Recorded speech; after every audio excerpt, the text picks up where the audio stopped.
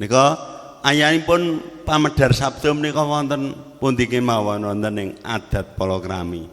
Wonten adat palakrami Jawi ingkang jangkep menika dumados saking menika. Menika sampun urut nggih. Menika saking ndodhok kori. Menawi wonten buku trima menika pun wastani ndodhok kori. Ning wonten saperangan para nimuna, para sarjana sujaning basa wonten pathi menika kirang trep, kirang napa, kirang srek. Nyuwun ngangge tembung notok kori. Nek nang desa ndodhok lawang. Ngoten nggih. Sebabipun menapa ndodhok kori kirang srep? Ndodhok menika adosipun ngemu teges emosional. Nggih. Getem-getem ngoten. Dodok, ngano nek ndodhok. Nek notok menika notok raos. Tok. Nggih tata cara. Ping 3 bisanipun. Nggih. Tok. Gak semaur. Assalamualaikum. Pun wangsuli pun nambali kaping 3. Ampun tok. Menika tegen ndodhok no. Nek notok cekap nggih. Ndodhok saged mawon nggegem nggih. Dodok. Nika ndodhok. Lah pundi ingkang dipun agem nyumanggaaken menawi kula condong kalian ingkang notok kori. Notok kori menika ateges notok raos pangraos ingkang kagungan dalem. Lajeng lamaran menika nembung. Mengke nek menawi wonten panyarwe kula dherekaken mangke nggih. Lajeng tataran candhaipun menika nek wis ditampa lamarane disingseti. Nek cara desa malah ngaramni pasrah ana lamaran nampa lamaran. Jajanipun tembung ingkang leres menika paning setan nggih. Lajeng menawi sampun dipun singseti nggih setunggal dinten saderengipun ijab menika wonten acara siraman. Lajeng dalunipun wonten acara midodareni utawi puruhitan utawi nyantrik. Nyantrik tegese calon manten kakung nyuwun warah dhateng calon mara sepuhipun. Dos putih anggenipun badhe ngembat watang ayahi bebrayan mangke. Nggih, mangun bebrayan mangke.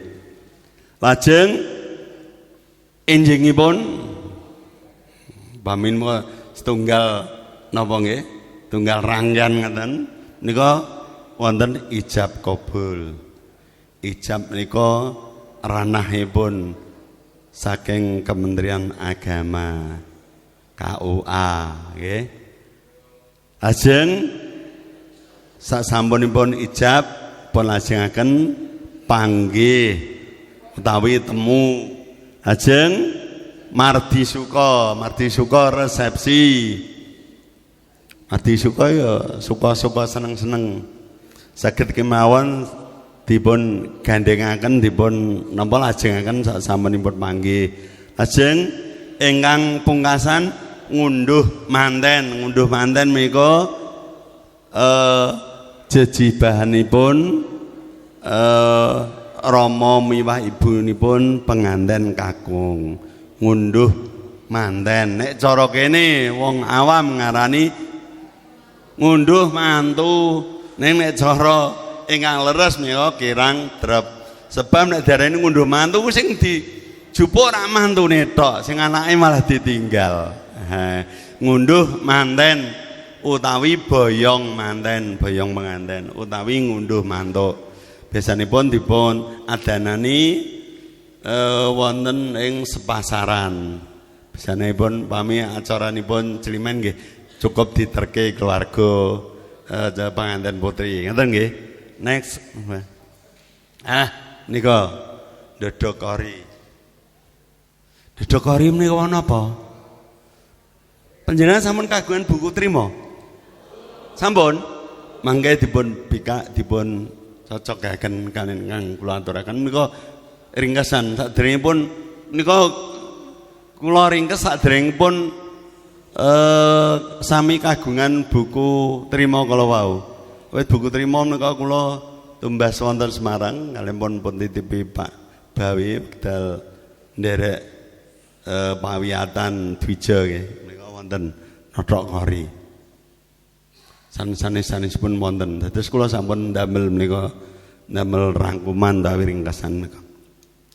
Tok Kori menika menapa? Rama isinipun dos pundi? Cacanipun dos pundi? Gelaripun namung wujud sanja-sanja dolan-dolan. Rama ibunipun calon penganten kakung nggih dereng perlu rawuh cekap utusan ingkang pinitados. Nggih ngono ya ana sing takon, "Pak, lah nek kepeksa teko dhewe piye?" Kira-kira kon balik napa mboten? Mboten. Ning prayoginipun napa nggih? Miji dhateng piyantun sanes kangge njagani gelaning batos, gelaning raos. Lagi nonton cara awame ngoten nontoni. Nontoni. Nggih. Wonten ngriku napa? Nggih. Ya tuwi mertuwi kawilujengan. Lajeng pitepangan. Sinisip. Sinisip iku apa? Sinisip niku apa? Sinisip naliti bab tri perkawis karo nyelamur nriti mentelengi lirak-nglirik jajane keluargane iki kepiye. Napa tri perkawis niku apa? Bibit, bebet, bobot. Wonten ngarani bebet, nek bebet niku malah Lemas Tani Gebiaring Jawi menika. Bibit mengke panjenengan waos wonten buku trima wonten. Bibit menika ingkang gegayutan kalian wiji. Wiji turune wong waras apa ora? Gampangane ngoten lho. Ora usah diwedarke. Lho, oh jebule keluargane ana sing ngoten ya. Nggih. Ana duwe penyakit turunan apa ora? Biasanipun ngoten. Nek ora usah diwedarke ming samudana. Samudana iku ya orang wis tarani gak ketara ngoten nggih. Sebab menapa? Jare jejodohan menika sepisan kanggo selawase pramila sak saged dipun tetimbang. Sak saged ingkang timbang. Ning ya ora terus banget lek bedake nek wong ora duwe terus ora entuk jejodohan karo wong sugih ngono mboten. Sak saged. Biasanipun sak lebeting bados panjenengan lah mangke menawi minangka tiyang sepuh mesti nggih nuturi karo anake. Gak wani aku mbok kon nglamar. Bane keduren kok malah aku gak ono ajine. Biasane ngaten nggih. Mila menika ning kangge napa nggih? Badanipun piyambak utawi keluarganipun piyambak.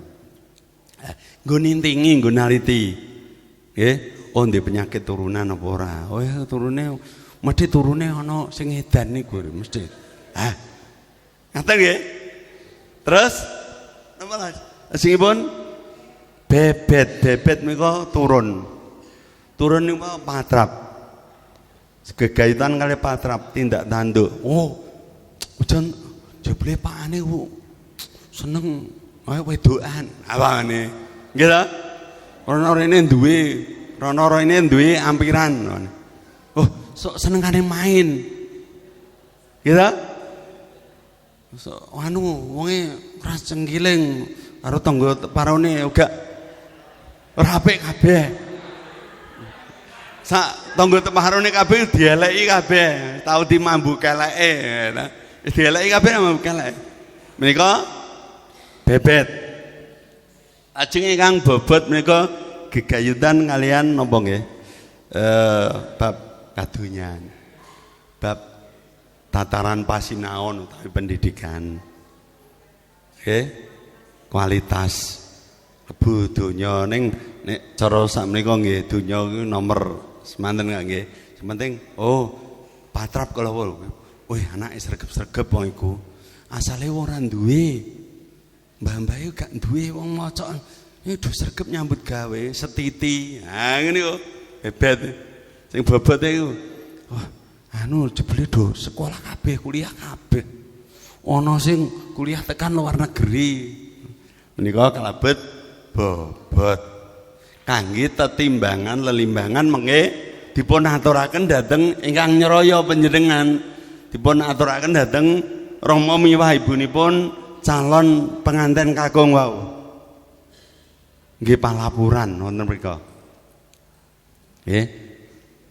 Wonten niku dereng ngrembak perkawis bebesanan. Dereng wonten pasrah uba rampe. Paraganipun napa nggih Duta Saraya. Yanten ingkang piniji nembung kala wau. Lajeng mboten dereng wonten acara ingkang ndaki-ndaki. Ning saged kemawon acaranipun menika saged dipun rakit, dipun tata ngangge pambiwara saged.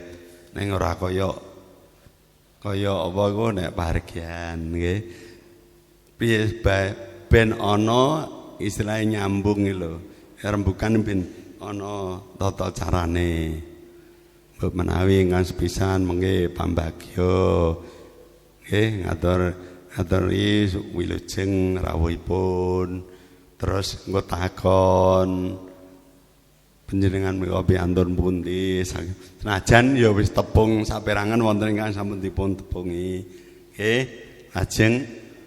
ajeng kagungan kersa menapa mangke terus acara ingkang kaping kalih mami mangke wedaring sedya Duta Saraya kala wau nggih badhe ngendikan apa ngendikane apa nggo nang kono terus mangke sak sampunipun menika atur panampi menika ateges wakilipun ingkang nyuli ingkang kagungan dalem sing duwe sing kagungan putra-putri. Lah, terus panembunge menapa? Panembunge bosipun namung dolan sanja tuwi kawilujenganipun. Terus nepangaken sepisan mendhi nggih salam taklim rumiyin nggih.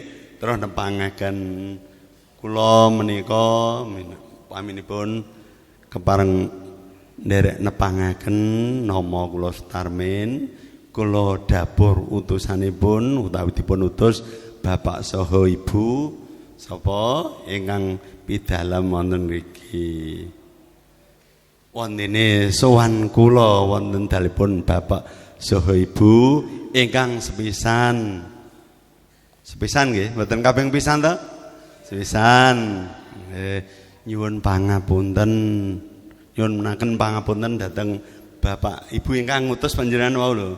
Awit dereng saged sowan pribadi. Ha nggih. Alasane apa? Lajeng ingkang kaping kalih wong sing sedya kula sowan ngriki dipun utus nakyenaken. Nakyenaken niku nakokno kanthi jlendreh, kanthi triti. Nggih. Menapa saestu panjenengan maka kagungan putra putri ingkang sesilih menika. Sesilih Dewi Sulastri, Pak. Saha menapa putra putri panjenengan ingkang sesilih Dewi Sulastri kala wau kawontenanipun tasih lamban. Lamban niku apa? Lamban niku legan, dereng winenggo sawijining priya. Sekap ngaten tok. Kenapa kok nakokno? Awit bapa miwah ibu ingkang ngutus panjenengan kala wau, ingkang nyeraya panjenengan napa nggih? Dipun tangisi kalian putranipun.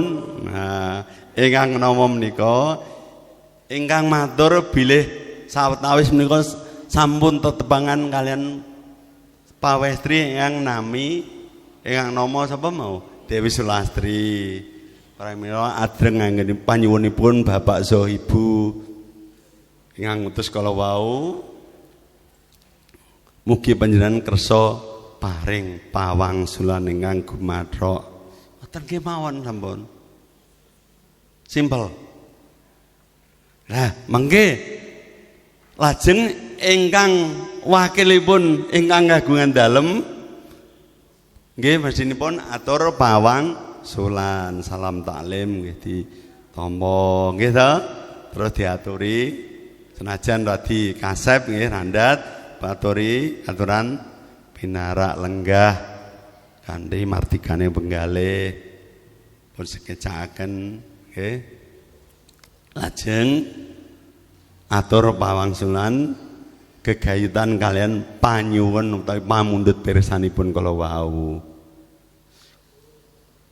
Saged kemawon langsung menapa niku ingkang piyantun ingkang nampi wau menawi sampun dipun paringi napa paringi amanah saged kemawon langsung dipun wangsuli nggih, wangsuli ngancetha saestu leres. Lajeng upami mboten ngaten upami langkung cetha malih dipun napa nggih dipun taros tapi lari estri wau dipun suwun suwun napa nggih nderek medal wonten niku nggih. Inggih saestu leres menika panji putra putrinipun kang leres nomor pinten sedaya wonten. Lajeng lan saestu niku saged kemawon terus wawan mangandikan karo sing kagungan putra putri kalau mau Pak saestu putra putri panjenengan Dewi Sulastri menika tasih lamban napa wonten ingkang anu mengko pun paling mboten wonten ingkang naleni nang suli mboten tasih legan menika. Nah panjenengan sampun mireng piyambak mireng pribadi bilih anak kula Dewi Sulastri saestu tasih lamban dereng ngate emah-emah saha mboten winengku ing satunggaling priya. Ngaten. Pun nggih. Adat lamaran. Nah. Sok kala mangsa mengke mbok menawi nggih wonten ingkang wonten pandangan. Lho, Pak. Tok kore karo lamaran dhewe nggih mangke saged anu nggih pun diskusiaken ngoten nggih. Lah menawi lamaran menika wosing lamaran menika nembung nggih nututi njangkepi utawi nerasaken rembag ingkang rumiyin saestu mbok bilih putra putri panjenengan kala tasih lamban menika bapa miwah ibu ingkang nyaya panjenengan menika badhe arsa ngempalaken balung apisah daging arenggang kanthi njodokaken putra putri panjenengan kalian anak kula bagus apa nika nglamar. Lajeng sing atur pawangsulan nggih ngoten nampi napa mboten. Wah lah jenengan pamit ndelok jenengan mboten langsung nglamar niku mun kedisian kala wingi pun aduh pun iki pramila menika kangge njagani Rama miyah ibunipun calon pengantin mboten perlu rawuh kangge njagani raos pangraos ngogek gelo atine kuciwa nggih lagi notok karima kuciwa bab apa jebule ora anake dhewe ponakane. Jebule wis anu ndek pacangan. Meneh nglamar lho jebule wis ditaleni dhisikan. Pramila kangge jagani menika Rama miwah ibunipun calon pengantin kakung dereng perlu rawuh. Upami paripaksa rawuh nderek rawuh nggih nyumanggaaken nang ya kudu nahan emosi nek kira-kira wangsulane orang legake ati. Ngaten nggih. Ampun. Bebile wonten pandangan? Nyuwun sewu Bapak kepareng kula badhe nyuwun priksa babagan lamaran. Nika nek menawi lamaran menika utusan. Kadosipun kalau ndodok kori kalih lamaran. Niku kan sami, kadosipun sami nggih. Sami. Awit menawi lamaran mereka biasanya pun utusan tapi biasanya niku jejodohan nggih. Nek menawi ndodok kori Godhogori niku sampun pepacangan, lajeng pun pikantuk pawangsulan gumathok. Lajeng terus paningset biasanya kan ngoten nggih. Sampun paningset pun nadani paningset sasampunipun nembe rembakan babakan nikah nggih. Nah nika kan menawi lamaran niku kadang kawis nggih. Kula mrangguli niku lek cara teng ketoprak wonten. Nggih. Biasane kaya minak jinggo niku kan. Ya nglamar kencana wungu. Ha ngoten niku kan lamaran ngerti kun utusan. Dadi kan biasanya nek mboten pun tampi. Lah niku kan benten kalih wau sing ndodhok kori. Nggih ngoten niku. Nggih. Ugi kula mengke ngaten Bapak. Nggih, nyuwun niki kula kon kanca-kanca niki nggih cara ngaten cara ngudo napa rasa bawa rasa nggih bawa raos nika ngeten menapa jenenge bab dwija sedaya dwija niku menawi ngaturi napa jenenge sesrepan nggih niku babagan tulodo kados tulodo pambukane pawiyahan nggih terus lajeng wonten pasrah nampi pasrah nika terus salajengipun ngantos dumugi panyandra lan sak panunggalipun ngantos menika sungkeman. Nah niki kula dados siswa kadang nek sesrepan kala wau mboten paringi tulodo ingkang trep nggih ringkes nika ngapalke mboten saged. Kadang dwija kan buka teng buku niki tulodo niki. Ngoten niku kadang nek disinaoni nggih niku ngapalne niku angel soalnya wakeh nggih ta. Tapi nek simple nah niku kan kadang niki kanca-kanca niku kan saged ngene. Mun ngoten mawon Bapak mun monggo Dak. Nggih, matur nuwun nggih. Katur sinten Bapak? Bapak Kunardi. Kunardi pidalem setulan Pak, setulan. Setulan. Oh nggih nanti. Nggih, nyuwun pangapunten. Nggih. Kula oh nggih. Nggih. Sae. Saestu. Oke, sepisan atur napa pawangsulan nggih, ngaturi pawangsulan. Nggih. Kala wau tata cara menika tata cara ingkang baken.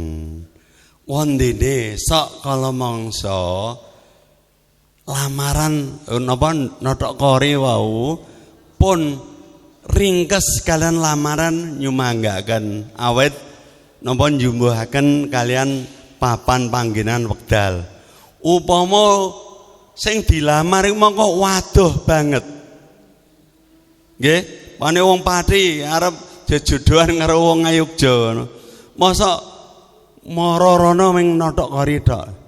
Terus tekan main, gak cocok. Lah kan, lah menika tegesipun nontoni, nothok kori nontoni buka lawang. Nggih. Sinisip ku lho. Ya kadang mantene calon manten iku wis roh dhewe. Rak calon mantene ning keluargane, wong tuane calon menganten kakung ora urung ngerti. Kadang bocah lanang mbok menawa wis kerep dolan mriko nggih to, ngerti tiyang sepuhe. Sebab jejodohan menika mboten jodohke bocah tok kalian wong tuwa. Nggih, wong tuwa ya jodohke.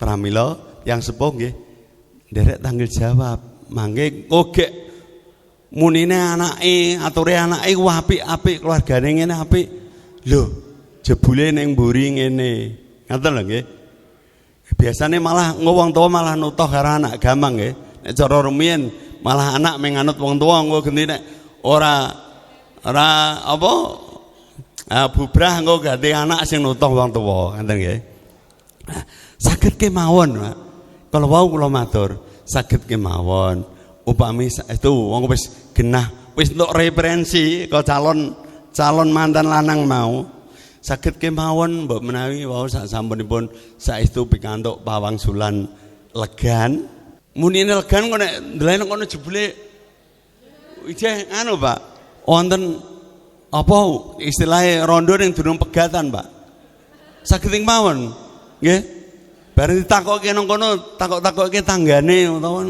lho jebule belum anu durung pisan resmi. Ndak nggih. Kecewa, gelo. Ngeten nggih.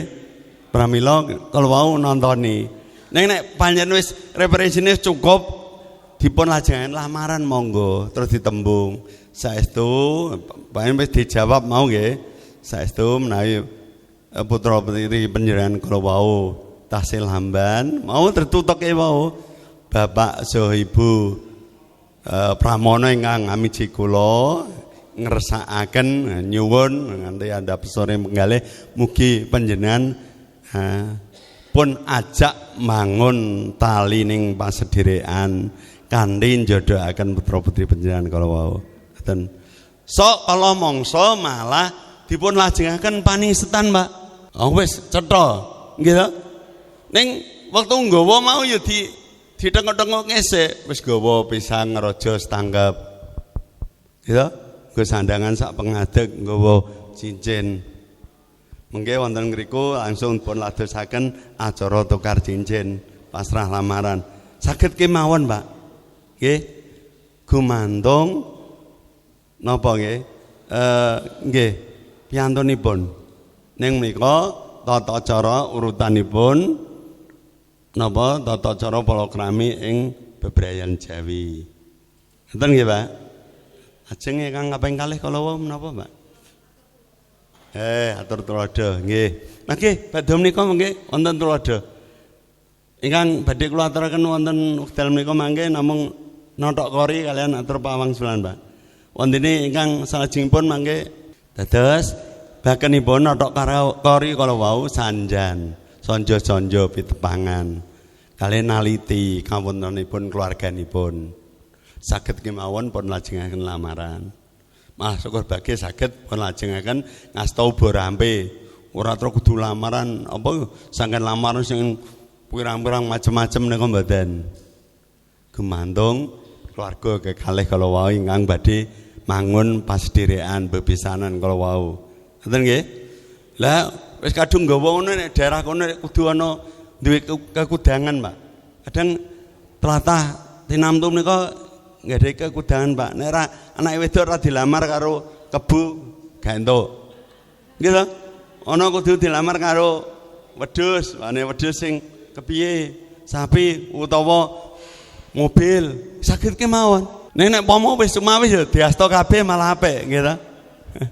Menika nanging ingkang baken napa nggih ubur rampe ingkang baku kangge nglamar kala wau kemawon ingkang dipun asta nek wis cetha engko ditampa wis cetha bocahe ya iku keluargane padha tepunge monggo langsung ditutuke paningsetan monggo ngoten nggih lah wonten paningsetan kala wau mestinipun nggih wonten paraga ingkang medhar sabda masrahaken ubur rampe upa karti ngoten nggih kangge jejanggep anggenipun badhe nindakaken palakrami kangge ubur rampe saracarana palakrami saha minangka sarana pangiketing pasedherekan antawisipun keluarga calon pengantin kakung kalian pengantin putri nika ajeng siraman sampun nggih siraman lho, lah mangke nggih wonten lho acara mantenan kok begitu nirik-nirik ngono dilaksanakno kabeh setahun, Pak. Saged kemawon dipun ringkes setunggal wekdal sedinten saged. Upama siraman dianakno dina iku ya iso esuk. Esuk ya aja kisuken kok ngenteni calon mantene catet-catetan nggih. Kira-kira jam 8 munggah lah, jam 10.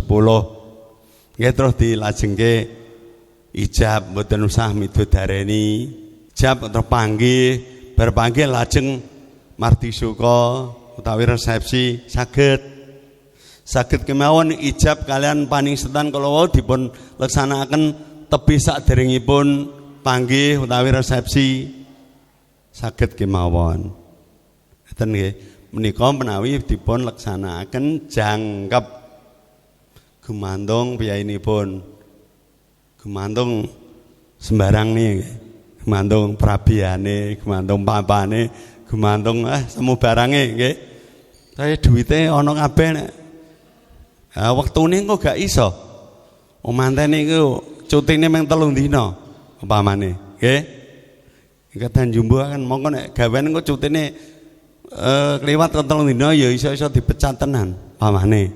Ijab kabul menika mboten wonten pamedhar sabda ingkang dipun betahaken. Sebab menika ranahipun KUA Kementerian Agama saged kemawon khotbah nikah nggih Pak Naib utawa Pak Kiai ngriku nggih.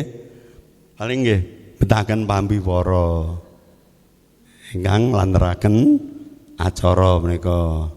Nggih, lajeng pandonga nggih wonten niku mbok menawi sampun wonten Pak Mudin, Pak Kiai, Pak petugas saking KUA. Dan lajeng sok panji desa mawa acara, Pak. Mulur mungret, Pak, acara menika. Menika wau acara ingkang baken ingkang dipunut saking Kraton Surakarta Hadiningrat, Pak. Nanging wonten bebrayan saged kemawon mboten menika wau dipunut sedaya. Langkung prayogi dipunut nggih gumantung kala wau prabéya lan sanes-sanesipun. Sak mboten-mbotenipun nggih ingkang baken ingkang dipun ladosaken. Nggih, nek paningsetan ya iya, nglamar ya. Dang nothok kori yo dianggep ora ono nothok kori dhewe ora apa-apa lamaran. Terus paningsetan. Paningsetan iki mau saged kemawon mboten napa saged prasaja, mboten kedah napa nggih rawa. Ora kudu ana sembarang dengae. Ingkang baken apa bakuning paningset iku apa? Menika. Lajeng ora ana siramen ya gak apa-apa. Kari kapitayane ingkang kagungan dalem mantene. Nggih, nek panggih upami mboten nggih mboten menapa-menapa. Sing penting ijab kabul wis bar. Sing baku menika ta. Panggih disekseni para kadang mitra keluarga. Nggih sanak kadang sampun cekap. Ning jarene wong iku wong mantenan iku sepisan engko gek gelo ndak ngeten. Biasanipun senajan prasaja nggih dianake resepsi, ngeten nggih. Resepsi niku napa isine? Nggih seneng-seneng tok. Menawi dipun adani resepsi nggih wonten acara pasrah lan panampi penganten. Pasrah panampi menika mestinipun bagunipun dipun ladosaken wonten wiwaraning pahargyan. Wis bar ijab iku pahargyan niki nggih. Resepsi kan pahargyan. Nek sadurunge ijab mau pawiwahan, ngoten. Nek nang desa engko yo cengah meneh nang desa ora pasrah tampi nek malah bar panggih. Kadang bar temu mbah terus nganteni linggih dipanggihno prasaja nggih, temokno prasaja terus linggih ana dulang-dulangan barang terus lagi pasrah tampi. Nggih gumantung panjenengan, gumantung ingkang ngersakaken. Ning langkung prayogi dipun leksanakaken ingkang sedaya kanthi runtut. Lah gak ono temu gak apa-apa kok, temu terus disalamno karo Pak Kiai ngoten tok sampun cekap. Ning wonten ingkang kirang mantep. Nek wong sing wis pitaya percaya karo upacara ku mau, tata cara nika wau, nek gak ono ya gak mantep, mamang atine. Ngoten lho, nggih. Gumantung lho. Panggih. Wonten panyarwe wonten mriki? Nggih, matur nuwun wedal ingkang pun paringke kula.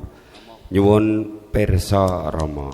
Pitepangan nama kula Jumadi Gendut nggih.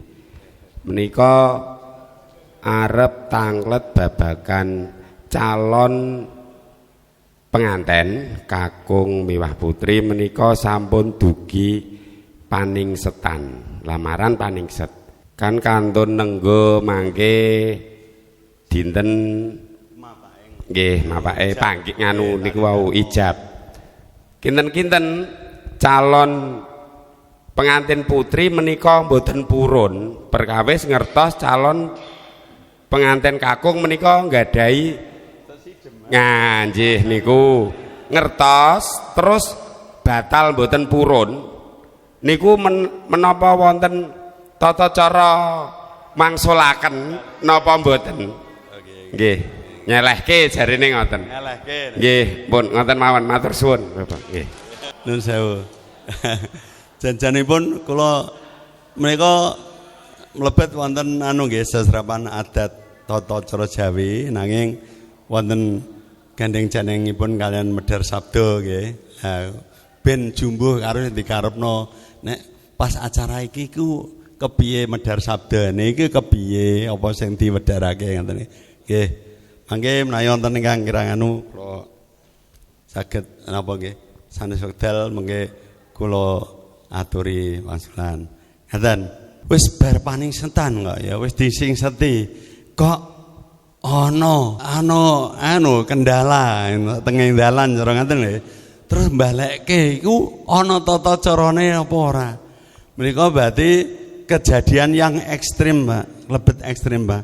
Wonten permadani mboten wonten tuntunanipun. Nah, terus pundi ngoten nggih, Pak. Mboten wonten tuntunanipun. Menika kantun keluarga kalian keluarga. Kados pundi anggenipun nyikepi. Sikepipun dos pundi? Nggih, ngrampungi perkawis menika. Nek delalae pama sing calon manten gek nun sewu nggih. Dalam tanda kutip wonten niku tanggi kula wonten. Wis arep ijab niku kecelakaan wonten. Wonten. Menika nggih, nganu nggih, cetha sampun nggih.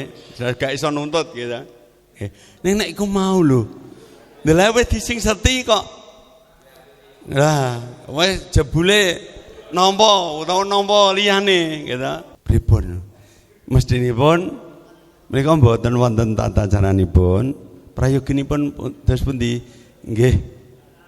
Nggih, tiyang sepuhipun mestinipun napa nggih? Rembakan kanthi sae. Awet putra-putrinipun menika wau sebelipun ngaten. Nggih, nyuwun pangapunten lajeng uba rampe ingkang sampun kaparingaken kala wau dos pundi pun aturke kondur napa ya dienggo kenang-kenangan ngoten lho. Pripun? Wis dienggo sedekah ora apa-apa nggih. Ben entuk sing luwih apik. Ngoten nggih, monggo. Nek ora gelem, Pak, pripun? Niku masalah napa? Perdata nggih. Masalah perdata niku. Mboten saged terus langsung dihukumno. Terus pundi, Bu? Nggih, masalah perdata niku, Bu.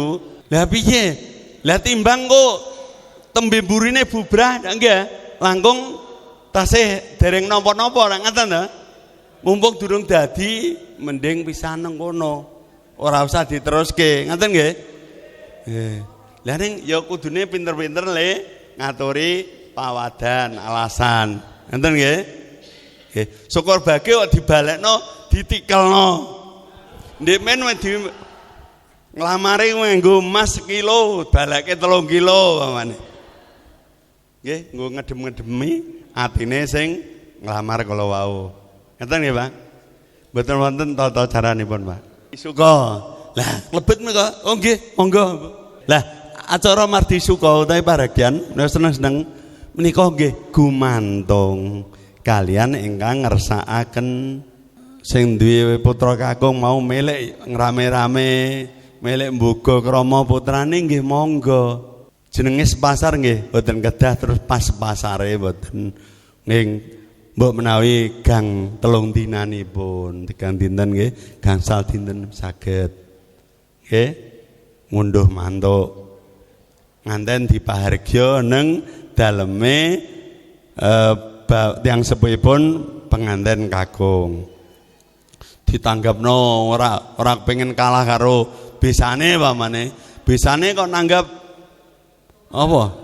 Droprak 5 nggon, 5 panggung. Lah ndekne nanggap 7 panggung. Ning ora malah diarani saingan nggih. Mboten nggih, intine nyeneng-nyenengke syukuran. Putrane ingkang sampun kasembadan ijab nikah jejodohan. Ngoten nggih. Menika. Lah wonten acara mardi suka menika mboten mbetahaken pamicara panjenengan mboten kangge. Ora kanggo sing kanggo pambiwara. Lho Pak, pami badhe pun dipun wontenaken pambagyarja saged kemawon ateges panjenengan kanggo. Sing arep sing kulino medhar sabda kanggo. Kanggo apa? Makili sing di omah nggih nyuli ingkang kagungan kersa ingkang mengugati napa nggih? Nggih mangayu bagya tamu ingkang sami rawuh.